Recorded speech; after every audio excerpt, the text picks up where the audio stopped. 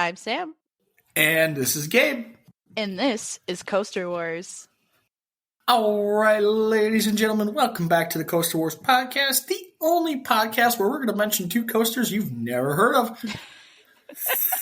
Well, maybe. I mean, you're very right. I think mine gets buried at the Hersheypark lineup just because I have so many freaking rides. And then yours, I mean, I haven't even heard of the truly park. Is. Yeah. It speaks to mine and Gabe's taste in coasters though, because these are two like quirky little rides and I honestly love them both. They're both a lot of fun and they're unique. They're absolutely unique, as the name of this episode suggests. These are our most unique lift hill rides. So it's going to be a fun one today. I think I got you beat on the lift hill side of things. Well, yeah. I have you beat in uniqueness in general with this coaster. There is nothing about this coaster that is traditional or normal, like at all, seriously. Exactly. We can't even talk about the stinking little boxcar thing that they shove you in on that ride because it's insane. But my coaster's uniqueness isn't just in its lift hill because it's got some unique inversions on it as well. So there.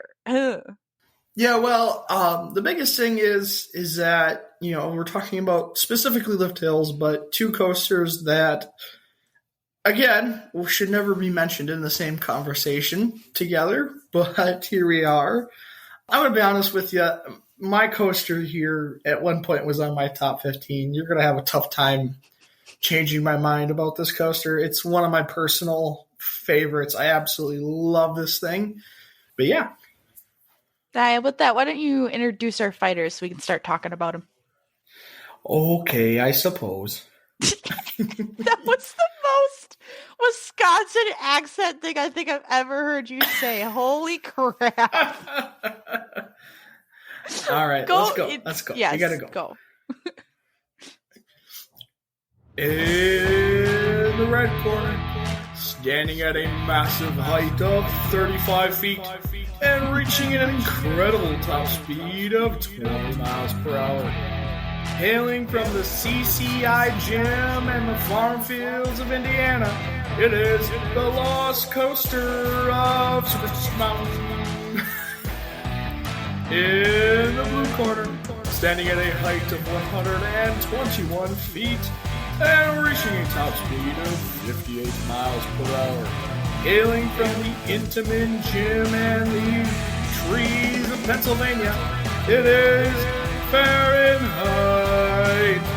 Let the fight begin. So yes, the coaster that I'm bringing here is the Lost Coaster of Superstition Mountain. Obviously, the coaster that you're going to be bringing is Fahrenheit. Yeah, Hersheypark. I've been bringing a lot of coasters lately for my Hersheypark trip, but there's a lot of really good ones at that park, so... Yeah, well, it has a really good lineup. It has some really unique coasters that you can't really find at other places. It's just a good park overall.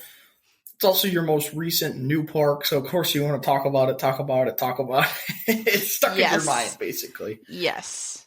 But yours was also a really good trip for us, and Indiana Beach is such a cute little theme park. They have like 4 roller coasters. And it's actually funny because I'm going to mention one of the coasters when we start talking about Fahrenheit. I'm going to mention one of the coasters there because I didn't realize it's one of the steepest drops we've ever ridden. What is? I'm confused. Oh, okay. So why don't we just start talking about our coasters? And I'm going to start with Fahrenheit because I want to talk about this. So Fahrenheit is... Okay, fine. You don't have a choice. I'm going with this.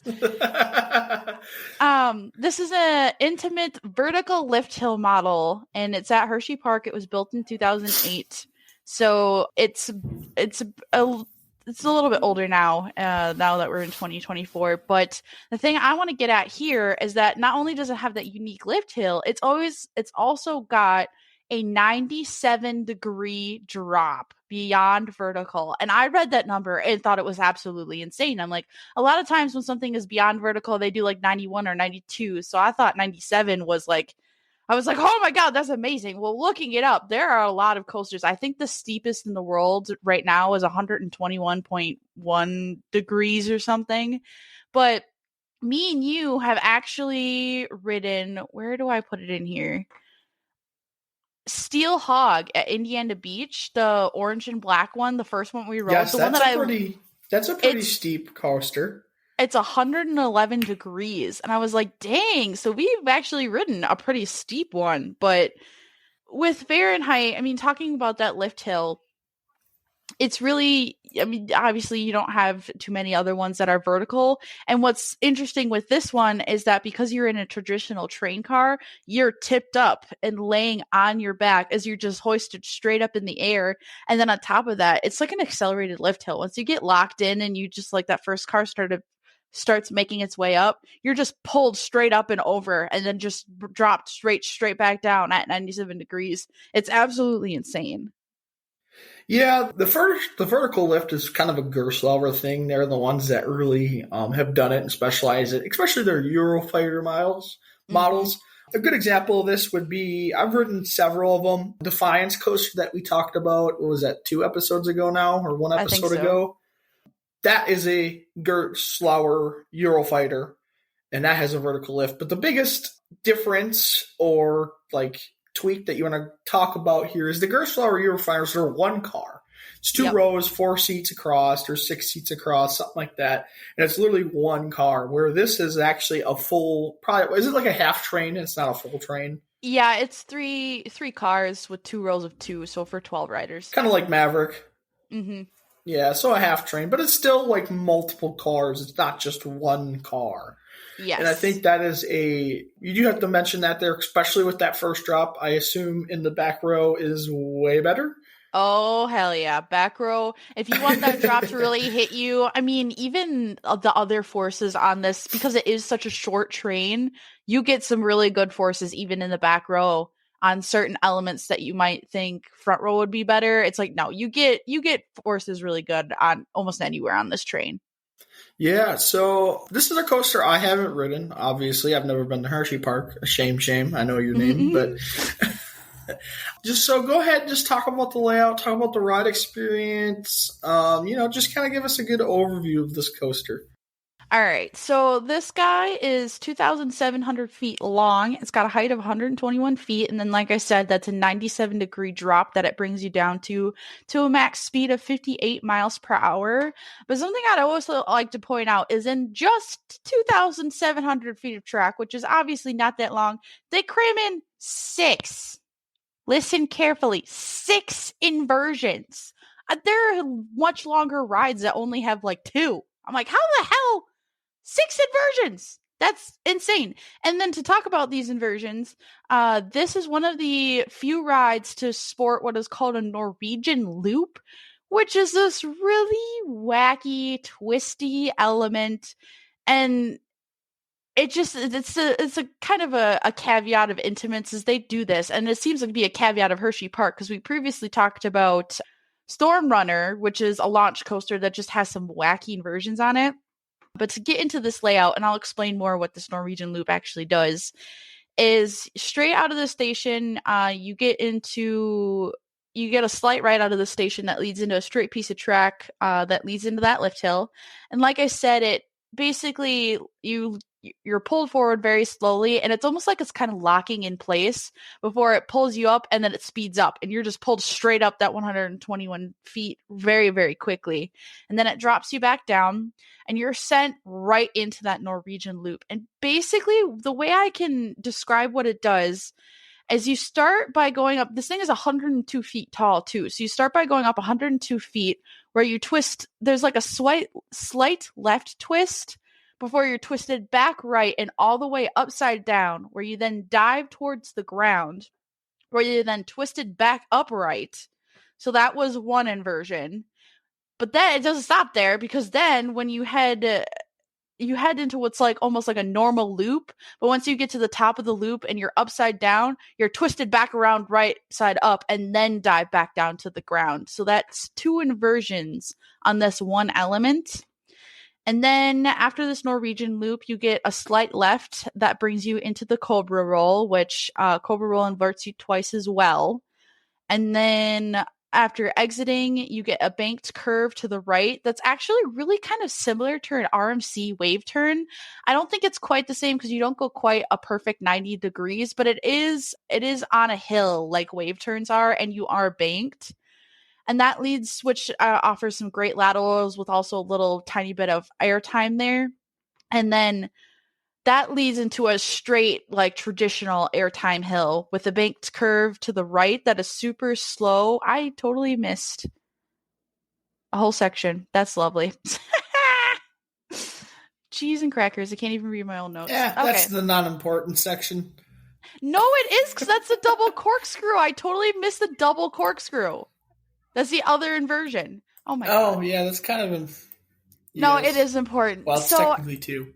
Yeah, no, it technically is too. So I'm sorry guys, after the Cobra Roll, you go into the double corkscrew, which is it's not like a super tight corkscrew, it's a big like looping corkscrew. And one of the turns actually goes around a section of the track, which is cool. But you get some good forces in there too. And then that leads into that wave turn I was talking about, which leads into the traditional airtime hill, a low banked curve to the right. That offers some really great laterals because at that point you've picked up so much speed, and then you pop up into the final breaks. So it is not a long ride, but holy bejesus, at no point in this ride do you have any time to just sit there and think at all. And it is 58 miles per hour, and I'm pretty sure it doesn't slow down at all at any point in this ride. It definitely looks like a really interesting ride experience. My first initial take on this coaster when I was looking at a POV and just watching how it runs, it seems like it's almost similar to like a B&M invert in a way. I know you're still riding on the top of the track, but some of the inversions and the way it kind of paces itself, would that be an accurate description or an accurate comparison? I know it's intimate and it's not actually an invert, but it kind of has that same kind of feel almost. I think it really does. And when I was doing research on what the hell this Norwegian loop is, it's kind of basically like an on top sitting version of an Immelman almost. And basically it's just because you're sitting on top of the track instead of suspended below it like an invert, you have to have some extra twists in there to kind of make this element work. So I do think that's a super accurate description. And it's very intense. It's got a lot of inversions. It whips through this layout super fast, and it even almost had similar restraint system before they updated it from 2008 to 2015. It had these harder over the head restraints, which made it a little bit more uncomfortable, but in 2015 they ended up switching them out with these softer straps that made it really comfortable. It was really comfortable when I rode it, at least. I think it probably had really similar restraints to like a Maverick or even like the other coaster, the other Intamin coaster there. I think when I was... I'm having a brain fart. Storm Runner? Or are you thinking of Sky Rush? Yeah, Storm Runner. Okay. I'm thinking of Storm Runner. When I watched a video on this, it said it was really similar restraints to King to Ka, actually. Oh, okay. Yeah, so the over their shoulder. That's what Maverick had. I know those initial restraint systems have been updated on a lot of coasters because they were just horrible. They were great. Yeah. So, on that aspect. But no, this seems like a really interesting coaster. It does have 6 total inversions, and I know you only talked about 3, but that's because the Norwegian route technically has 2 inversions. A Cobra Roll traditionally has 2 inversions, and the double corkscrew is actually 2 corkscrew inversions.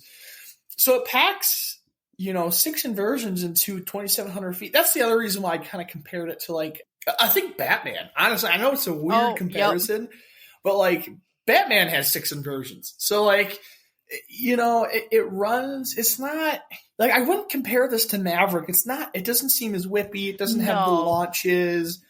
I feel like Maverick probably has a little bit more airtime to it. Yes, honestly, that seems like the best comparison to this. It's more about the inversions, more about G-forces, more about pacing in general, and just kind of, here's the beginning of the coaster, here's the end of the coaster. Oh, what just happened, Oh, yep. Mm-hmm, yep. I'm going to tell you right now, this seems like a coaster that I would absolutely fall in love with. Just based off of the uniqueness and the way it runs. And, I'm not the biggest fan of inverts, but when they're good, I do love them. Ooh, And I feel like this sounds like a good ride experience and something I would actually be really, really interested in riding. I bet you I'd like this over Storm Runner or even Skyrush. See, the problem is I have with Skyrush that I haven't ridden it yet is those restraint systems just scare me, especially the way I am constructed. Oh, yeah. It just make me nervous about that coaster. It seems like a really good one. I feel like, you said it gets buried, but I feel like this is one of the better coasters at Hersheypark. I mean, between Skyrush and Candemonium and Storm Runner and some of the other coasters there, this seems like it's probably at least in the top 3. I would say I say that it is. If you've actually been to Hersheypark and ridden the coasters, you know that this is one of the better ones. But when you initially look at like the lineup for a Hersheypark, I think the big ones are Storm Runner because that's their launch coaster, and then Skyrush because that's the intimate hyper, and you don't have very many of those. And I think something else that negatively affects this ride, though, too, is as fun as it might be to ride, unfortunately, the line grows very long on this ride. So unless you're like someone like me who spends the money to get the flash pass, lines grow very, very long. They're shorter trains, so they don't take as many riders. But they do run 3 trains, which helps. But I think it takes a long time to dispatch trains from this ride. So I think that's the biggest thing that hurts it, is honestly just how long you have to wait for it. Yeah, well, even though they run 3 trains, I mean, Maverick runs like 6. So, yeah. It's just an Intamin thing. Intamin has always struggled with capacity and loading trains and all that stuff. Really what it comes down to is it's just an Intamin. I mean, that's something you expect. You're going to wait a little while, but you might get a quote-unquote better ride experience than something else. I think the other issue, too, is obviously – I don't know. This is a little sidetracked here. People that go to amusement parks nowadays don't understand like how to get in a roller coaster train and like get loaded. Like, is that just me? Is that just something I've noticed over the past couple of years? It is so true. I feel like it takes so much longer for people to get on freaking rides nowadays. Well, and then something too, I feel like, is as we are roller coaster enthusiasts, we also have been to a lot of theme parks. So we've also developed a system to get on and off roller coasters super duper fast. Like if I'm the one who's going to be on the opposite side, we hand all the stuff to me. I run over, throw it all in, and I get it. And then I get in the train, buckle up, and I'm ready to go. And at the same time, like it's also like if I'm wearing shoes that I have to take off, I take those off right away. Like I don't even have them on while I'm walking through the train to get to the other side and stuff like that. So I think that's part of it too, is so many people have so much shit that they carry with them, which I get, but if you're not used to going to roller coaster or to theme parks, I feel like maybe you just don't have a system in place. And so we're just so efficient at it at this point that we're like, seriously, people, come on, let's go. We want to get the train out of the station. Well, hurry up. Some of it's just having a sense of urgency and realizing, there's an hour line behind you. I feel like some people are just like, oh, okay, it's my turn, do, and putting along. It's like, I feel like it's just something I've noticed over like the last 2 years, ever since COVID, really. I don't want to say COVID ruined amusement parks, but I don't know. I just feel like that's a true thing. I don't know. It's something that popped into my head. I'm like, I kind of, I want to mention that. I feel like it's a true statement as some of it's just common courtesy, and we're starting to lack that in today's world, but not to become an old man again, but no, it really is. It really just something I've noticed. Yeah, no, it really is even true. I used to talk and rave about Raging Bull's team. Like they would always put their greatest team on that, but me and my cousin went back there recently. And I don't think it was as good as it had been in previous years, and it could have been just the team that they had on there that day. But I mean, they were trying to get trains out faster, and I do think it was faster than other rides at the park. But at the same time, it was not as gung ho as it used to be. It's just some of it's staffing issues. That's thing that everybody is facing in today's world. But again, it just seems like people don't have the sense of urgency they used to going to an amusement park. But moving on from that conversation, right? We can stay here for one hours. of my personal, one of my personal favorite coasters. I absolutely freaking love this thing. At one point, it was in my top 15, which is crazy to say for a coaster that only goes 20 miles per hour. Yeah. But this thing, Lost Coaster of Superstition Mountain, is located at Indiana Beach in Monticello, Indiana. For those of you who don't know where that is, because I didn't either, it is literally in the middle of nowhere, like 2 hours from Indianapolis. It is just a weird, it's like, you know what this kind of feels like? It feels like a county fair or like a fairgrounds that just is like, oh, you know what? We're just going to start building roller coasters now. It really does. It has a very like state fair or county fair or kind of that vibe to it. Kind of reminds me a little bit of like a Bay Beach, just with more roller coasters. Oh yeah, definitely. Just a really interesting amusement park. And this coaster actually started life, a little bit of history lesson here. Mm-hmm. This coaster started life as a dark ride. And that's where it gets its quirkiness from, is it was originally like a family dark ride. And it kind of reached the end of its service life. So they tore out the dark ride and they just had this like fake mountain. And they're like, what are we going to do with this? Mm-hmm. And then somebody probably was like, hey, let's put a roller coaster in it. And it probably just started out as just like a dumb idea. And then like, wait a minute, we could actually put a roller coaster in this thing. And that's what it is. It features the elevator lift. So instead of a vertical lift, you actually literally roll onto a platform. And then that set of tracks rises up to the top of the coaster like an elevator. The biggest thing about this coaster that I tell everybody is the only restraint system is a seatbelt. So There's no lap bar, there's no leg restraints, there's no over-the-shoulder restraints. It's literally a 4-seating car. You can sit 4 people in it, facing each other. You get in, you put a seatbelt on, and you go, which is just crazy to talk about, even with the buzz bar era. Like, this is even, like, less restraints than a buzz bar.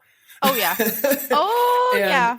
And this coaster has airtime. Like, it's not because it has no airtime. It has airtime. Like, it is just a crazy, out-of-control experience, especially if you go backwards and you can't really see where you're going. I think that's a must-do on this roller coaster, is you do have to ride it backwards. It makes everything feel more extreme. But it's just a fun coaster. I have a blast every time we rode it. I will say this, it is a maintenance and reliability nightmare at this park. Mm-hmm. And we struggled to get on it for like half a day before they finally opened it. But just, what's your opinion before I dive into this layout? I want to hear you talk about it a little bit. I obviously love this coaster. I rave about it. But, what's your kind of synopsis? To like explain my experience with this ride. So, I mean, anybody who's listened to this podcast, they can already tell that Gabe is more into this world than I am. I've been slowly dipping my toes in. So what this was is we decided to take a giant roller coaster trip, and we hit both Kings Island and Cedar Point, but they're in Ohio and we live in Wisconsin. So to get there, we have to kind of go past Indiana anyways. So Gabe was doing his research as he does, and he found this little park in the middle of nowhere. And he's like, there's just one coaster that I want to ride, and it'll work out perfect because we can drive there, spend half the day there, get there right when it opens. Hopefully lines won't be too bad or anything like that. And then we'll be able to hit there half the day, spend half the day there, ride all the coasters, maybe get double rides on them, and then leave, and then get all the way to where we were staying in Ohio. And so he's like, I was like, why do you want to stop at this place? Like, what could it possibly have? And he's like, Sam, you don't understand. There's an elevator lift. And I was like, all right, that sounds absolutely insane. We got to go check this thing out. And when we get there, you can instantly feel it. We talk about how we love a coaster that has its own character and feels like you can have a conversation. Well, you can have a conversation with this entire theme park. It's out on a pier. You have to go across a walking bridge to get to it. And it's out on the water, and it has a little water park attached to it. It is the quirkiest little theme park. You will feel so at home. You'll feel like you are a kid again at this place. And then, yes, so with the reliability issues of this coaster specifically, we were very worried that we were not going to get a ride on it. And when we got there, it wasn't up and running. We rode a couple other coasters. We got something to eat. We're like, all right, we gotta head out. We're on sort of a schedule at this point. And then on top of all this, I lost my phone on one of the rides, just added another chink. We're like, oh, so we're walking out. We're not even sure that it's going to be open. And sure enough, right as we're walking out, it is open and we ride it. It is just so much fun. It's more aggressive than you're ever anticipating, especially like Gabe said, without lap bars. You're like, oh, this can't be that bad. And yes, it is. No, it really is. It's another thing is because it's such a small place. I mean, like we knew it had an elevator lift, but we really didn't know what to expect from the rest of the ride.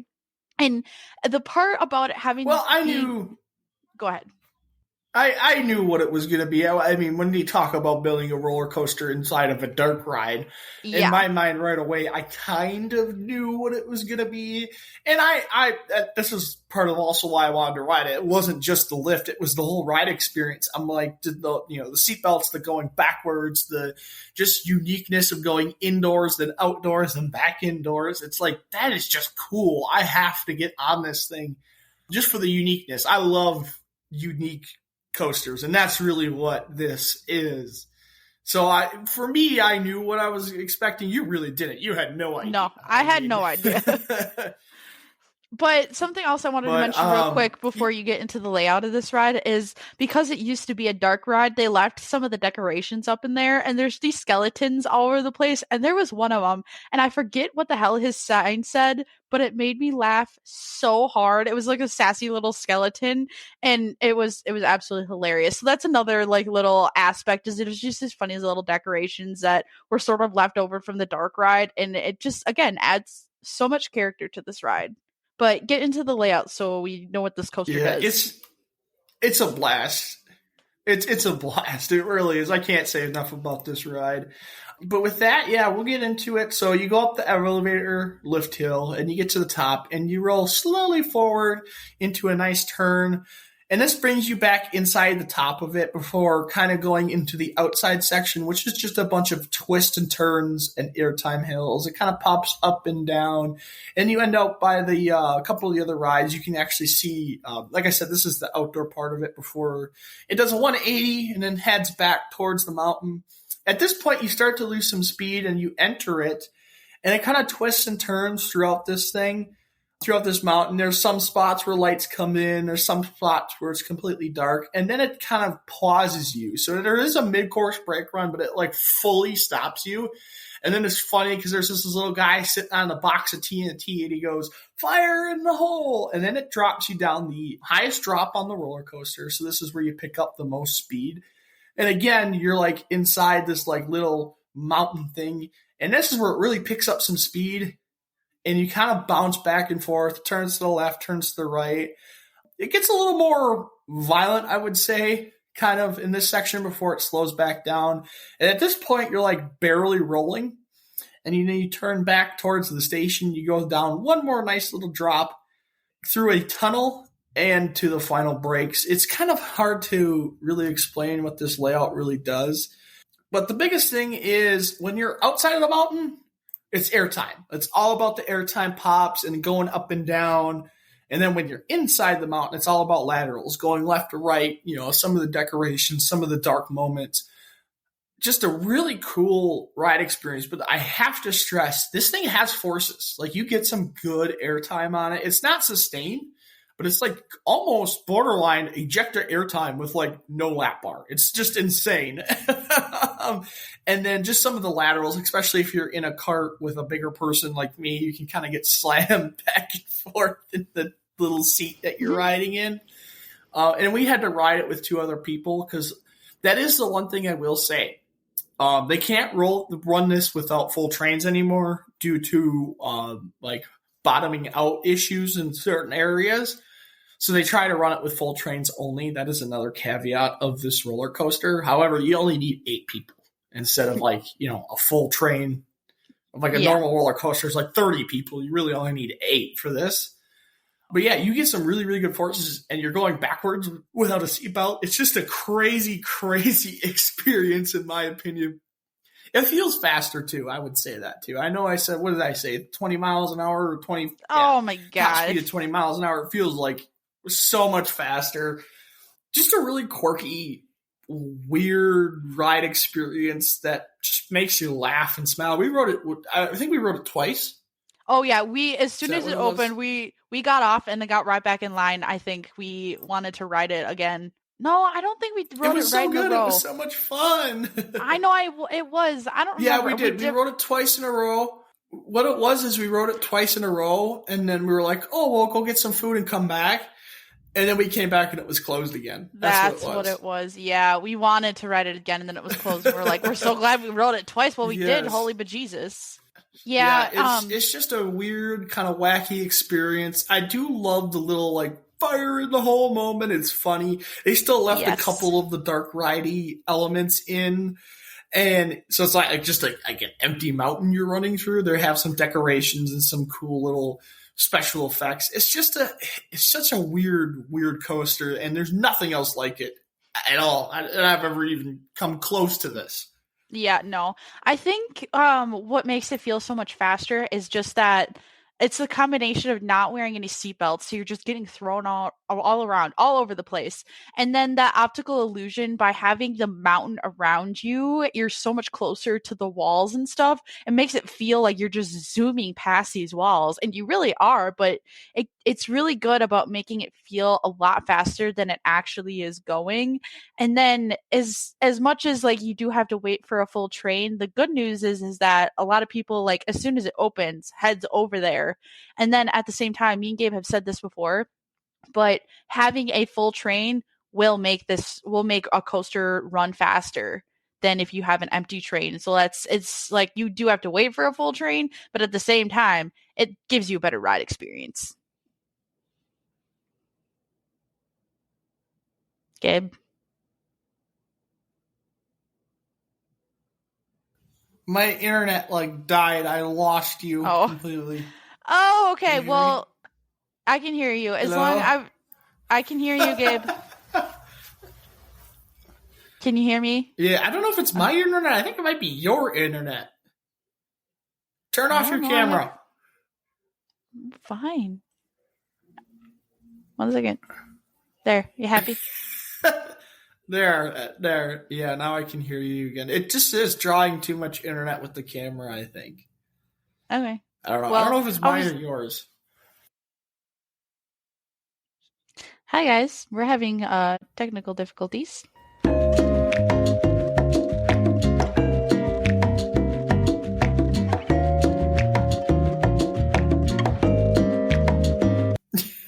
Can you hear me? I can hear you. Am I is the echo on? Yeah, I don't hear it. And you responded after I was done talking, so. Oh, okay. Yeah. No, it was so funny because I would like say this whole long thing, and then you wouldn't say anything. You wouldn't say anything. Oh. And then I in your silence, I could hear like me talking from your computer. So I'm like, it was like that's weird. It was so weird. Okay. To finish, good luck editing this one. I'm gonna see if I can find some music that sounds really similar to Jeopardy wait music that's free that I can download, and I'm gonna put that in. Oh, Jesus. Technical difficulties. Because I don't need to listen to all of that, but I'll leave it in for like a minute or two because that'll be funny. Oh, okay. No, I was just talking about the how having the full trains. Although you have to wait for the full train, I feel like a lot of people head over to the ride because it's only open for so long and it closes down a lot of the time. And at the same time, we like full trains because it does make the coasters run faster, and generally you get a better experience out of it with a full train. And you were right too, because the people we got paired with in our car specifically were like, we were all 4 full-grown adults. Like, it wasn't just kids. So it was a heavy train. Oh, absolutely. It was definitely, like I said, it was a fun ride experience. We had a great time at this park other than the reliability issues. But with that, we have to pick a winner, Sam. Does that mean you want me to go first? Yes, you have to go first. Okay. Fahrenheit is a really fun ride, but Superstitious Mountain, I mean, it has so much character. You don't get it literally anywhere else, and God, we both love it so much. So I'm gonna pick Fahrenheit, or not Fahrenheit, Superstitious Mountain on this one. So we love it. It's just, yeah. Yeah, you're looking at two coasters here, two unique coasters. Fahrenheit does definitely have a lot of great qualities. Let's not knock this coaster here. It is a great ride experience, but that being said, Lost Coaster of Superstition Mountain was at one time on my top 15, and fairly recently. Like, pretty much the only thing that really knocked it off was King Ka. And it really, really well, King Ka and El Toro. I gained 2 more credits and then it fell off. So it was just I love this coaster. I cannot say enough good things about this coaster. If you are in Indiana or if you're driving through Indiana, you need to stop and ride this coaster and experience the out of control, crazy, wacky ride experience that this coaster is. And I'm sorry, Fahrenheit, you just kind of happened to pick a battle against like the worst coaster possible to fight against because it's just so much fun. Oh, I love this ride. I can't say enough about it. So I'm definitely taking Lost Coaster Superstition Mountain here. Just like I said, a crazy, unique ride of experience for sure. Oh yeah. So, but next week we have a good little matchup for us. Next week. Next week is our racing coasters episode. Oh, that's gonna be that's gonna be a good one. Yeah, this is gonna be a good one, and I'm finally stepping away from my Hersheypark coasters for a minute here. About damn time. Oh, whatever. This is gonna be a good one. It's gonna be a lot of fun. Oh, this is gonna be a really good one. Two older coasters, definitely on the older side. Two very good. I think we picked the 2 best racing coasters in the United States. Honestly, besides, there's only one more that I can think of that might take the crown. I think you know which one I'm talking about. But these 2 coasters, just good racing coasters. Good pick for that episode for sure. Yes. Yeah. No. So everybody join us next week for that episode.